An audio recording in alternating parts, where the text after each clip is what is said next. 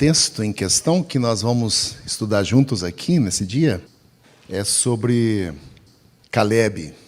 Caleb foi um homem muito interessante, né? Mas o significado do nome não é muito bom, né? Porque Caleb significa cachorro, né? Então não tem um significado tão bonito, mas cão seria basicamente o nome, né? Mas esse homem é fenomenal. É um herói que vale a pena a gente analisar ele. E ele começa a sua vida aos 85 anos. Quem de nós aqui tem 85 anos? Tá vendo? Ele começa aos 85 anos, uma nova peregrinação, uma nova jornada na vida dele. Que beleza, né? Que bênção. Eu aprecio Caleb e suas façanhas mais hoje do que no passado. Afinal, eu tenho apenas 39 anos diferente dele, né? De distância dele. E essa diferença está diminuindo a cada dia mais, né? Então eu aprecio esse personagem mais hoje do que antigamente, né? E com esse espírito de apreciação por esse homem, eu gostaria de compartilhar algumas informações que encontrei num site essa semana que apresentam alguns sinais de que você está envelhecendo. Eu não vou ler todos os 50, mas alguns. E talvez, mas só talvez, você irá se identificar com alguns deles. Primeiro, você geme cada vez que se curva. Outra característica, usar a expressão, no meu tempo. Todos nós fazemos isso o tempo todo, né? No meu tempo. Engraçado isso no meu tempo, né? Esses dias eu estava ouvindo algumas músicas que o meu filho ouve. E eu pensei, como pode gostar disso? E assim, é uma coisa que eu lembro que quando eu era adolescente, provavelmente meu pai pensava a mesma coisa a meu respeito. Como pode? A gente tem isso, né? E quanto mais longa ela é, parece que mais cor-de-rosa ela se pinta, né? A gente pode ter vivido coisas terríveis, mas hoje parece que foi o melhor momento que a gente viveu, não é? É assim. Quanto mais tempo a gente vive, o nosso passado, as nossas lembranças da nossa infância são as mais doces. Ficam cada vez mais doces. É assim, no meu tempo. Por isso a gente usa essa expressão, né? Ou quando a gente usa outra expressão, quando eu era mais jovem, né? Puxa, na minha época de juventude não tinha isso, né? A gente fala isso, né? Perder cabelo, né? Essa é outra característica, né? Não conhecer nenhuma música que estão nas atuais paradas do sucesso hoje. A gente não conhece nenhuma música. E isso também é uma característica de que a gente está envelhecendo.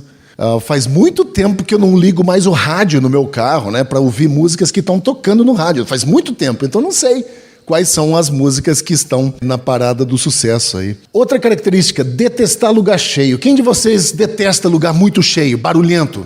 Temos alguns assim aqui em nosso meio. Usar roupas ou calçados pelo conforto, sem se importar se está na moda ou não. Eu tive umas dificuldades quando eu era adolescente, jovem, porque a gente cresce um pouco rápido demais. E aí o meu sonho era usar a camisa por dentro da calça assim, mas eu não podia. Porque se eu fizesse isso, a calça ficava no meio da canela. Então eu tinha que abaixar aqui em cima e soltar a camisa por fora. Então essa onda dos meninos usarem a calça aqui embaixo hoje em dia, não foram eles que inventaram, foi a minha geração. Porque as calças eram curtas demais. Tinha que abaixar um pouquinho. Ligar a televisão e dormir logo em seguida. Sou bem eu mesmo, né? Eu sento lá e tirar um cochilo após o almoço quase como uma obrigatoriedade, né? São características de que a gente está jovem há mais tempo. Começar a dizer às pessoas exatamente o que pensa, acreditando que tem o direito de fazer isso. São algumas características, né, de que a gente está ficando velho. Eu adquiri o direito, eu posso falar, né? Irmãos, essas histórias, algumas características assim da gente ficar velho, né? A gente se identifica. Mas quando a gente olha para a história de Caleb, é uma história fenomenal. Um homem que com 85 anos, ele diz, agora é um novo empreendimento. Eu vou começar de novo. E não que ele não tenha tido uma história antes dos 85. Mas agora ele acreditava que tinha mais lenha para queimar, né? Mais energia para gastar. Vamos passar isso. Na história da Bíblia, alguns homens se destacam acima de outros. E já que a gente está estudando as histórias aí de Josué e Caleb, Moisés, ele foi muito maior do que Josué. Moisés foi muito maior que Josué. Mas quem conquistou a terra prometida foi Josué e não Moisés. Josué se sobrepõe a Caleb, sem dúvida nenhuma. Mas foi Caleb que conquistou os gigantes, os anaquitas, e não Josué. Vocês percebem que essas histórias, elas estão lá para nos ensinar algumas coisas. E quando a gente abre agora o capítulo 14, e eu convido você a abrir a sua Bíblia no capítulo 14 de Josué, vamos ler o texto a partir do versículo 6. Domingo passado nós olhamos para o capítulo 9, que foram os gibeonitas que enganaram os israelitas, e logo em seguida, nos capítulos do capítulo 10 até o capítulo 13, nós temos algumas conquistas, e nós começamos a ver a terra de Canaã sendo dividida entre o povo, e agora no capítulo 14, nós vemos a terra sendo dividida também para a outra região, onde Calebe fazia parte.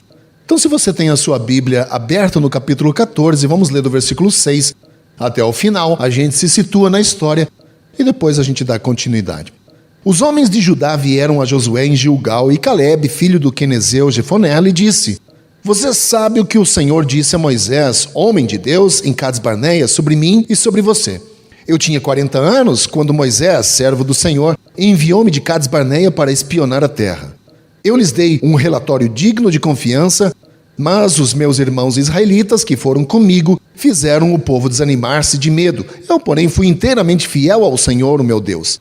Por isso, naquele dia Moisés me jurou: certamente a terra em que você pisou será uma herança perpétua para você e para os seus descendentes, porquanto você foi inteiramente fiel ao Senhor, o meu Deus. Pois bem, o Senhor manteve-me vivo, como prometeu, e foi há 45 anos que ele disse isso a Moisés, quando Israel caminhava pelo deserto. Por isso aqui estou hoje, com 85 anos de idade. Ainda estou tão forte como no dia em que Moisés me enviou. Tenho agora tanto vigor para ir à guerra como tinha naquela época.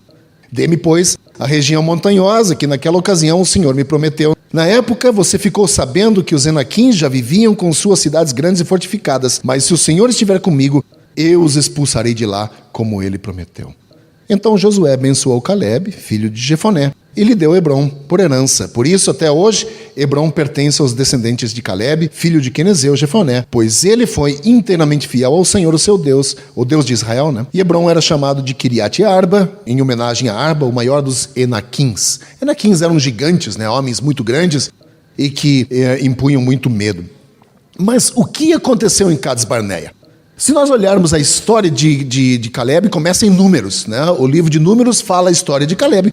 E nós queremos saber o que aconteceu em Cades-Barneia. Cades-Barneia foi quando o povo de Israel chegou numa região para espionar Canaã. Então 12 espias foram enviados, né? Entre eles estava Josué e Calebe, foram enviados para espionar a terra. Eles ficaram 40 dias observando o povo, trouxeram grandes cachos de uva, diz o texto em Números, que 2 homens eram necessários para carregar esse cacho de uva, que eles passaram um varão nas costas um do outro e carregaram esse cacho de uva para mostrar que a terra fazia jus à fama. Era uma terra que manava leite e mel, ou seja, era uma terra próspera.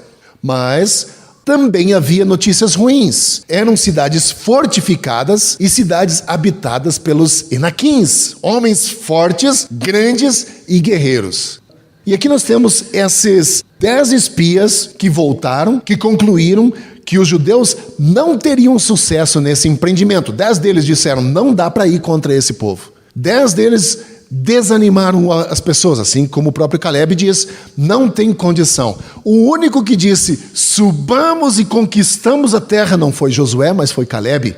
Calebe diz: vamos lá, vamos subir e vamos conquistar esse território. Essa é a ideia. E há algumas lições aqui nesse texto, e a principal é que a maioria nem sempre está certa. Nós costumamos achar que quanto mais vozes disserem a mesma coisa, significa que deve estar certo. Mas nesse caso, nós vemos que 10 pessoas deram um relatório negativo, dizendo que não havia como os judeus vencerem essas guerras que estavam dispostos a se envolverem. E a maioria estava completamente errada aqui. E não só estavam errados, como foram condenados a vagar pelo deserto, andando em círculos por 40 anos, até que essa geração que duvidou morresse de velhice, né? Morresse desgastada pelo tempo. Calebe viu os mesmos problemas que os outros 10. Ele viu os mesmos gigantes, ele viu os mesmos muros, ele não deu um relato diferente. Ele viu as mesmas coisas. A única diferença é que ele cria no Senhor e na promessa do Senhor. Ele diz: não, Deus disse, vai lá, vamos conquistar, é nosso. Ele nos deu. Portanto, Agora nós chegamos 45 anos depois desse evento, onde Caleb e Josué estavam lá. Moisés já era morto, Josué agora está liderando essa geração nova. Atravessaram o Jordão, Jericó caiu, a cidade de Ai caiu. Agora eles conquistam as cidades do sul, agora depois vão conquistar as cidades do norte e é momento de dividir a terra. E aí vem Caleb, 45 anos depois. 40 anos andando no deserto, 5 anos lutando essas batalhas. Com 85 anos, ele se apresenta como se ele tivesse 45 anos ainda. Eu gostei dessa, né? Porque eu tenho 46. Com 45 ele estava fazendo todas essas coisas, dizendo, puxa vida, é um bom relato para quem está com 45 ouvir isso, né? Diz assim, cheio de vontade de conquistar, né? Ele não acreditava que se você tivesse com uma certa idade, depois de ser soldado, agora não era mais, né? Não sei como é que Werner vê isso. Uma vez soldado, sempre soldado, certo? Não é isso? Então, esse era Caleb. Uma vez soldado, sempre soldado. Mesmo com 85 anos, né? Ele não se aposentou, quando a maioria de nós agora estaria fazendo as contas.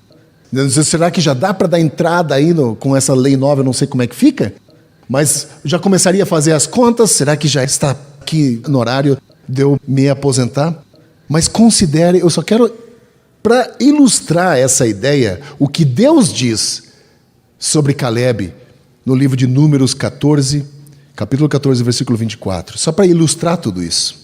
Essa é uma descrição do que Deus fala sobre o seu servo. Ele diz, o meu servo Caleb tem outro espírito. Olha que coisa interessante. Isso não foi dito por qualquer pessoa, isso é dito pelo próprio Deus. O meu servo Caleb tem outro espírito e me segue com integridade. O que você acha disso?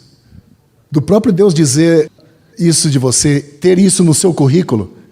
Deus disse, esse homem ou essa mulher tem um outro espírito, me segue com integridade. Mas qual era o segredo de Caleb? Por que Deus o abençoou assim? Eu quero sugerir algumas coisas e quero conduzir você através dessas coisas que eu quero sugerir aqui. Primeira coisa, Caleb cria em Deus quando a maioria duvidou de Deus. Eu acabei de citar aqui a história em Números, né, quando o povo foi espionar a Terra Prometida, 10 deles deram um relato totalmente negativo. E aqui eu vejo que a pressão dos colegas, às vezes, exerce esse tipo sobre nós. Esse tipo de influência negativa. Essa pressão nunca é fácil. Você ir contra a maré, contra a multidão, especialmente quando seus amigos estão indo numa direção diferente que você está. Não é fácil resistir a essa pressão. Não é fácil ouvir a mesma coisa de várias pessoas e você começa a concluir, bom, talvez a voz deles é tão unânime, deve ser verdade. E nós começamos a concluir isso. E aqui nós vemos se as pessoas que você conhece dizem a mesma coisa, portanto, deve ser verdade. Não foi o que acontece com Caleb aqui, né? Em Cades Barneia era Josué e Caleb contra toda a multidão de Israel. E lá nos é dito que quando a multidão acreditou nos outros 10, no relato dos outros 10, eles queriam apedrejar Caleb e Josué. Eles queriam matá-los, de tanta raiva que eles ficaram de duas pessoas darem um relato diferente. Dizendo, não, vamos lá, Deus nos deu a terra, vamos conquistar. Tenho certeza que eles foram persuasivos nessa conversa, os outros 10, a ponto de conduzirem toda uma nação a favor deles e contra Caleb e Josué. Sabem por quê? Porque o medo é contagioso. O medo contagia. Se você tem um grupo de pessoas amedrontados, provavelmente você também fica.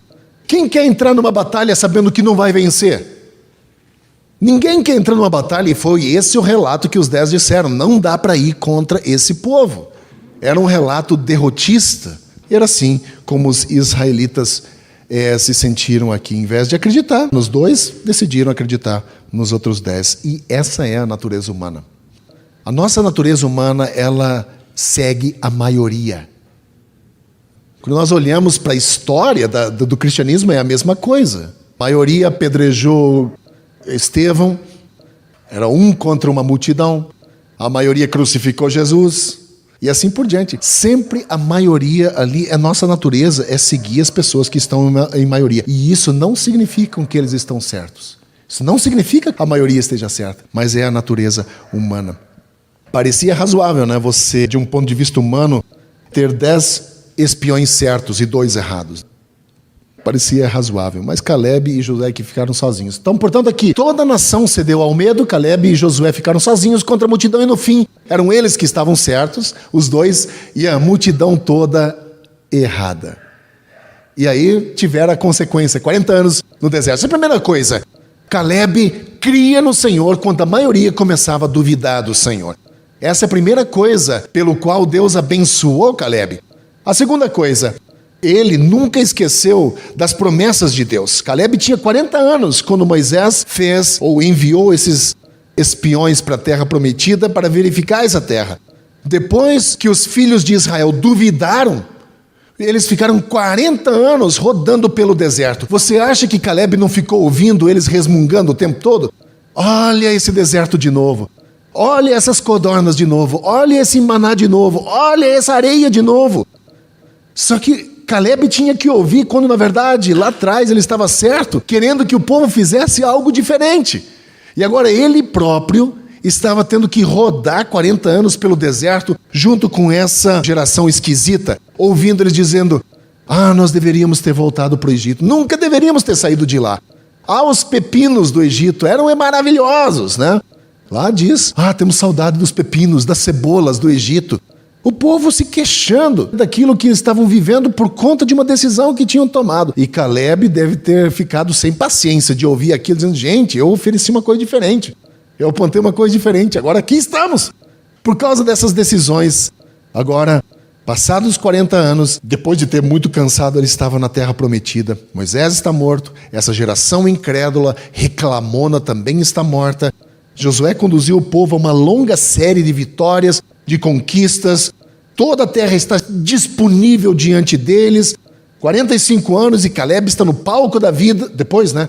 No palco da vida com a mesma intensidade, a mesma jovialidade, né? Mais experiente, lógico, mas com a mesma energia, querendo conquistar, dizendo: olha, tem gigantes morando naquela região, se eles ainda estiverem lá, vou conquistar esses caras. Com 85 anos, esse é o Caleb que chega lá. Agora, ele estava de olho em Hebrom. O que a gente faz com 85 anos na nossa casa?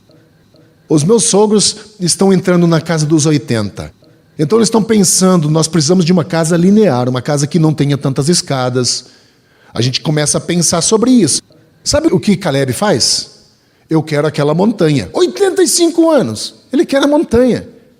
Esse homem é diferenciado mesmo, mas havia uma motivação por trás. Quando nós somos informados sobre Hebrom, quando essa região de Hebrom entra na história bíblica, nós estamos em Gênesis ainda, Gênesis 23. Abraão compra essa terra. Abraão compra essa terra para sepultar sua esposa. E essa região foi comprada de um etita, Efron se chamava o homem, por 400 ciclos de prata. Você pode olhar essa história em Gênesis capítulo 23. Lá Abraão então enterrou a sua esposa Sara, e logo, conforme os anos iam seguindo, tornou-se o local de descanso de vários personagens do Antigo Testamento, que foram os fundadores de Israel, como o próprio Abraão, depois também foi sepultado. Sara, Isaac, Rebeca, Jacó, Lia, todo esse povo foi sepultado na região de Hebrom. Então era uma região que Caleb entendia como sendo da nação de Israel. Disse: eu quero aquela terra de volta. Eu quero que ela seja nossa de volta. Estava nas mãos dos cananeus. E ele quer essa terra. Por isso ele diz: dá-me aquela montanha. Primeiro ele diz isso porque nunca abandonou a promessa de Deus. A promessa de Deus era de que aqui, onde o pé dele pisou lá era dele, seria dele. E ele diz: Deus me prometeu. Eu não vou esquecer dessa promessa.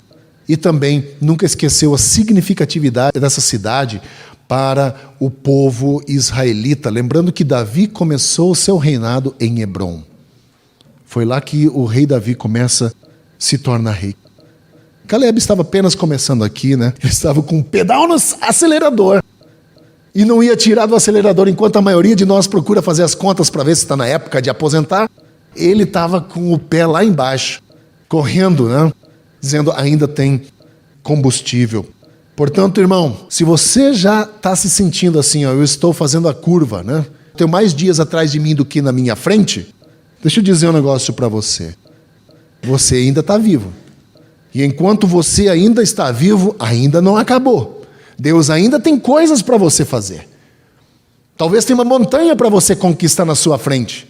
E você diz, eu não tenho mais a idade, eu não tenho mais a mesma jovialidade, não tenho mais a mesma energia, mas não é em você que você encontra força.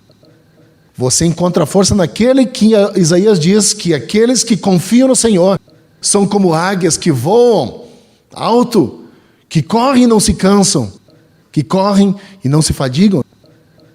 Porque nossa força vem do Senhor. E aqui nós temos esse Caleb que nunca esqueceu das promessas de Deus. Terceiro e último lugar, Caleb foi inteiramente fiel ao Senhor. Em Números e em Josué, nesses 2 livros, 6 vezes essa frase é repetida. 6 vezes. Caleb foi inteiramente fiel ao Senhor. Integralmente fiel ao Senhor. Talvez algumas outras versões digam, ao invés de fiel, íntegro ao Senhor. 6 vezes. E eu já disse aqui várias vezes, né? Quando a Bíblia começa a repetir muito algumas coisas a respeito de alguém, presta atenção. Fica atento, porque tem algo que Deus quer mostrar lá. E aqui nós vemos esse fato da integridade, da fidelidade de Caleb ao Senhor. Caleb não consultou Ibope para ver se ele deveria ou não acreditar nas promessas de Deus. Caleb não ouviu os amigos dele dizendo, o que você acha? Devo ou não acreditar nas promessas de Deus? Ele não fez isso. Ele creu naquilo que Deus tinha prometido, como uma pessoa que levanta todos os dias, que está determinada em seu coração a seguir o Senhor, independente das circunstâncias. Assim foi Caleb. Sabe aquela pessoa que levanta todos os dias e diz, mais um dia, e eu vou ser íntegro, eu vou ser fiel ao Senhor. Esse foi o Caleb. Ele não dependia das circunstâncias, ele não dependia das pesquisas de intencionalidade. Ele cria no Senhor. Ele era como ao contrário, aliás, o oposto daquilo que Tiago fala, em Tiago capítulo 1, versículo 6, quando diz, alguém que tem a mente dividida é instável em tudo o que faz. Caleb era totalmente o oposto a isso. Era um homem que tinha uma fidelidade, uma integridade diante do Senhor. Esses são os 3 segredos de Caleb. Ele cria em Deus quando a maioria das pessoas duvidava. Ele cria nas promessas de Deus. E segundo, ele foi íntegro. Essas 3 coisas atraíram a bênção de Deus sobre a vida de Caleb. 3 coisas. E eu tenho que perguntar aqui para cada um de nós o que Deus está nos dizendo com um texto assim. Se Caleb atraiu a bênção de Deus, e eu não devo ter aqui uma intenção somente de atrair a bênção de Deus, mas 3 coisas na vida de Caleb que prosperaram a vida dele. Foi crer em Deus, em primeiro lugar, quando a maioria duvida. Foi manter firme a sua fé nas promessas de Deus, quando a maioria tinha esquecido. Foi ser íntegro a Deus, mesmo quando toda uma nação ia para uma outra direção. Ele foi íntegro e fiel a Deus. A minha pergunta é, como é a nossa vida diante do Senhor? Será que eu continuo crendo em Deus, apesar das circunstâncias difíceis que eu enfrento? Ou mesmo que uma nação inteira esteja indo para uma outra direção? Será que a minha crença permanece inabalável? Essa é uma pergunta que cada um de nós precisa responder. Segunda coisa, as promessas de Deus continuam sendo válidas em minha vida? Continuo me agarrando nessas promessas de Deus? Ou já faz tempo que elas são passado em minha vida? E a terceira coisa, como anda a minha fidelidade ao Senhor? Continuo fiel ao Senhor, apesar das circunstâncias? Continuo crendo que Deus é Deus acima das circunstâncias que se mostram diante de nós? O que Deus está nos mostrando aqui? Deus está nos mostrando que nós precisamos de um espírito assim como o espírito de Caleb, um espírito diferenciado, um espírito de coragem, que olha para si e não acha que já acabou. Alguém que olha para si e diz, bom, ainda estou vivo, tem coisa para conquistar aqui ainda. Vamos em frente. É isso que Deus está nos dizendo com um texto assim. Nós precisamos de um espírito assim. Tem muitas pessoas legais aí fora, cristãos, que querem fazer a diferença para Deus. Que querem sim fazer algo para Deus, mas eles preferem ser amigos. Preferem a diplomacia. Nós não vamos chegar a lugar nenhum se nós começarmos a abrir mão de princípios e valores da fé. A fidelidade, a integridade de Caleb colocou ele em oposição a um país inteiro. Toda a nação foi contra Caleb, querendo matá-lo, porque a convicção dele é dizendo: Deus entregou para nós. Ele via o gigante, mesmo gigante que os outros 10 viram. Ele viu, mas a diferença é: eu vejo o gigante, mas o meu Deus é muito maior. E ele diz que a terra é nossa. Ele via cidades fortificadas, a mesma coisa que os outros 10 viam. Mas ele diz: o que é a cidade fortificada para o Deus que nós servimos e que já nos entregou a cidade em nossas mãos? A mesma coisa. Esse é um espírito de alguém que diz: se vamos derrotar gigantes, precisamos levantar e dizer assim: temos a promessa de Deus, vamos lá e vamos fazer barulho. Vamos fazer barulho. Se nós olharmos para a nossa vida como cristãos, vamos ser honestos, em várias áreas é uma vida medíocre. Medíocre. Quando nós olhamos para a promessa de Deus ou para os mandamentos de Deus em Mateus 28, que a gente gosta de repetir o tempo todo: ide por todo mundo e fazer discípulos de todas as nações, batizando-os em nome do Pai, do Filho e do Espírito Santo, e ensinando-lhes a guardar todas as coisas que vos tenho ensinado, e eis que estou com vocês até o fim dos tempos. Quando nós olhamos para esse texto que a gente repete tanto, irmãos, nós não fomos chamados por Jesus a ir por todo mundo e fazer amiguinhos, ou ser agradável para todo mundo. Nós somos chamados a ir e pregar o Evangelho. E o Evangelho não é bem visto, mas somos chamados a fazer isso. Eu tenho pensado muito sobre isso nesses últimos dias. Essa semana, um especialista esportivo estava falando que a maioria dos jogos de futebol são vencidos ou são perdidos, né, nos 15 minutos finais do segundo tempo, do final do jogo. Os últimos 15 minutos são os mais perigosos, segundo esse especialista, no jogo. Não podemos nos enganar. Essa questão é que nós não sabemos quanto tempo nós temos. Talvez alguns de nós pensem assim: bom, já estou lá quase no fim do segundo tempo já. Nós não sabemos. A vida é uma corrida, como uma corrida de maratona. Nós não sabemos aonde está a linha de chegada. Nós não vemos a linha de chegada, graças a Deus, né? E estamos correndo nessa linha. Se nós vamos ter 15 minutos, se nós vamos ter meia hora ou 25 anos, nós não sabemos. Mas nós estamos nessa corrida correndo. Eventualmente a linha de chegada vai estar à nossa frente. E nós somos chamados a correr essa corrida. E Hebreus diz, sem nos distrair com as pessoas que estão gritando ao nosso lado, porque lá Hebreus capítulo 12 fala de uma grande corrida da vida. Nós estamos cercados por uma grande nuvem de testemunhas, que são aqueles que correram essa corrida antes de nós, que atravessaram essa linha de chegada, mas nós ainda estamos nessa corrida. E a linha de chegada está na nossa frente. Nós não a vemos, eventualmente vai chegar um dia. Não sabemos quanto tempo nós temos. Portanto, irmãos, nós temos que nos esforçar com o tempo que ainda nos resta. É de viver aquilo que nós queremos como igreja, de fazer discípulos, de investir tempo na vida das outras pessoas, de dar um bom testemunho do caráter e do amor de Cristo enquanto temos tempo, de orar pelas pessoas, de compartilhar o nosso testemunho, de mostrar às pessoas que existe esperança no meio da desesperança. Hoje, cercado por pessoas que não sabem mais o que fazer porque perderam perspectiva de vida em função das circunstâncias em que se encontram. A igreja de Cristo, ela existe para brilhar no meio da escuridão, apontando a direção ao Senhor, quando tudo mais está caindo aos pedaços. Essa é a nossa função, essa é a nossa missão como igreja. E eu tenho pensado sobre isso. A minha vida inteira está em jogo. A minha vida inteira é uma corrida. E o que eu estou fazendo com essa corrida? Eu ainda não ganhei o prêmio. Eu ainda não atravessei a linha de chegada. Eu ainda preciso correr essa maratona.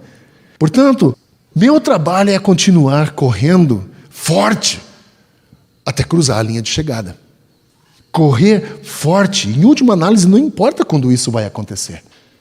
Não importa se daqui a 15 minutos, 20 minutos, 25 anos, não importa. Mas o nosso trabalho é continuar correndo forte.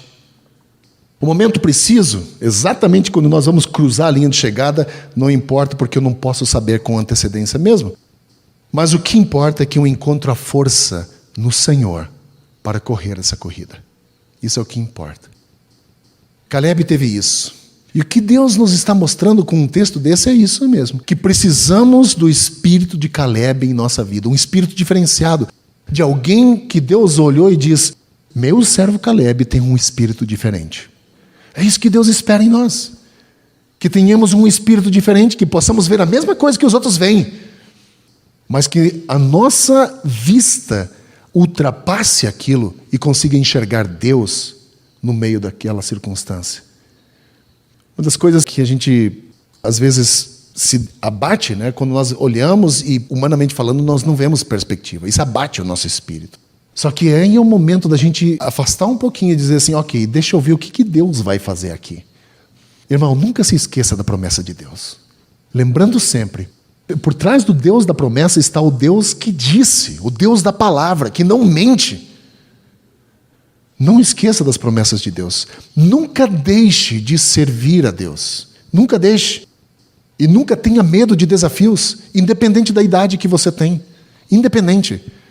Sabe, abrace os desafios, lute, assim como o Caleb, aos 85 anos, diz o texto bíblico que ele próprio diz: estou como com 45, como há 40 anos atrás. Estou cheio de energia, cheio de vontade de ir para a batalha. Uma vez soldado, sempre soldado.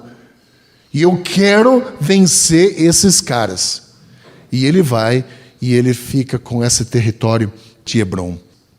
Vamos continuar buscando Jesus com toda a força que Deus nos dá. Se você está vivo aqui essa manhã, então o jogo ainda não terminou.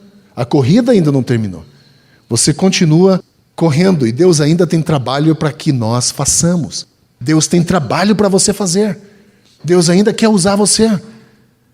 Então, irmão, vamos rir, vamos nos encorajar uns aos outros, vamos viver na perspectiva daquilo que Deus vai fazer. Eu quero muito me alegrar com o que Deus vai fazer na sua vida.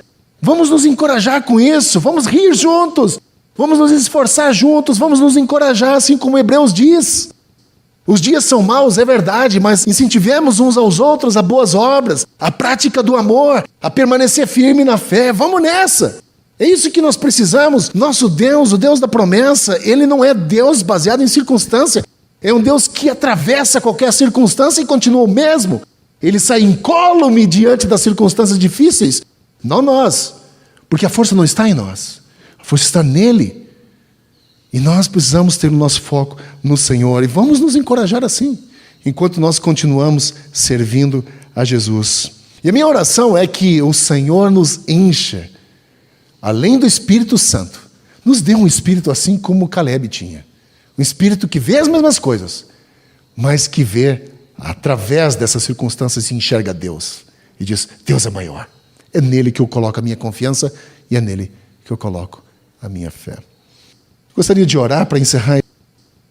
Querido Deus, obrigado por essa manhã, pela Tua palavra, que ela nos incentiva, nos encoraja, nos dá também motivação. E eu peço por motivação para a Tua igreja brasileira, que possamos ter o espírito de Caleb, de não esquecer da Tua promessa, de não esquecer ou de continuar confiando no Senhor quando a maioria das pessoas duvida, e que possamos ser encontrados diante do Senhor, íntegros, fiéis.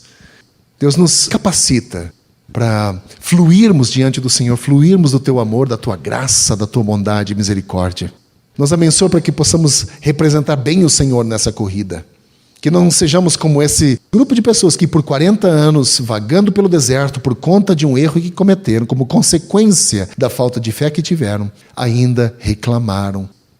Nós não queremos ser assim. Nós queremos olhar para as circunstâncias e enxergar o Senhor. Nos ajuda, nos dá essa visão espiritual, que possamos entender e enxergar o que o Senhor está fazendo. E quando nós não enxergamos e não entendemos, que mesmo assim possamos nos manter íntegros e fiéis ao Senhor. Nos dá isso, Senhor. E enquanto nós corremos nessa jornada, que possamos incentivar uns aos outros, estimular uns aos outros às boas obras, ao amor, que nós possamos também testemunhar da Tua graça, que mais pessoas conheçam o Senhor através do nosso testemunho e do nosso estilo de vida. Eu peço isso em nome de Jesus. Amém. E oro para que a graça do Senhor Jesus, o amor de Deus o Pai, a comunhão e a consolação do Espírito Santo seja conosco hoje e sempre, é o que eu peço em nome de Cristo. Amém.